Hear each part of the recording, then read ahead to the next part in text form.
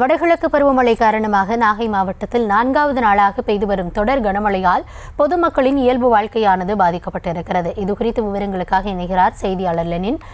விரிவான விவரங்களை வழங்கலாம். கௌதமி, தமிழகத்தில் வடகிழக்கு பருவமழை மிக தீவிரமாக பெய்து வருகிறது. மேலும் வங்கக்கடலில் ஏற்பட்டுள்ள காற்றடுக்கு சுழற்சியின் காரணமாக நாகப்பட்டினம், திருவாரூர், மயிலாடுதுறை உள்ளிட்ட டெல்டா மாவட்டங்கள் உட்பட தமிழகத்தின் பல்வேறு மாவட்டங்களில் தொடர்ந்து கனமழை பெய்து வருகிறது. நாகப்பட்டினம் மாவட்டத்தை பொறுத்தவரை கடந்த சில தினங்களாகவே தொடர்ச்சியாக கனமழை பெய்து வருகிறது.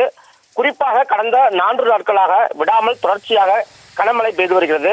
நேற்று நள்ளிரவு முதல் தொடர்ச்சியாக பெய்த கனமழை தற்போது 4வது நாளாக காலை முதல் கனமழை கொட்டி தீர்த்து வருகிறது. குறிப்பாக நாகப்பட்டினம், கீழ்வளூர், காக்கரணி, திருமருகல், திட்டச்சேரி, நாகூர், வெளிப்பாளையம், சிக்கல், வேளாங்கண்ணி, கீழையூர், திருப்பூண்டி, திருக்கோளை, வலிவலம், தேவூர், அணக்குடி, வெண்மணி, கூத்தூர், குறுக்கத்தி, ஆலியூர் உள்பட பல்வேறு பகுதிகளிலும், அதே போல குருமனாங்குடி, கலசம்பாடி, செம்பியன் மகாதேவி, ஆந்தக்குடி, மணலூர், செருளூர் உள்ளிட்ட உள்கிராமங்களிலும் தொடர்ச்சியாக கனமழை பெய்து வருகிறது. தொடர்ச்சியாக 4வது நாளாக கனமழை பெய்து வருவதால் வேலைக்கு செல்வோர் அவதிக்குள்ளாகி வருகின்றனர்.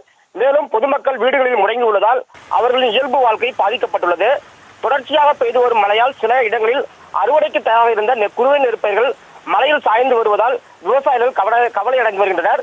நாகப்பட்டினத்தில் கடந்த 24 மணி நேரத்தில் 192.70 மில்லிமீட்டர் மழை பதிவாகியுள்ளது குறிப்பிடத்தக்கது. கௌதமி,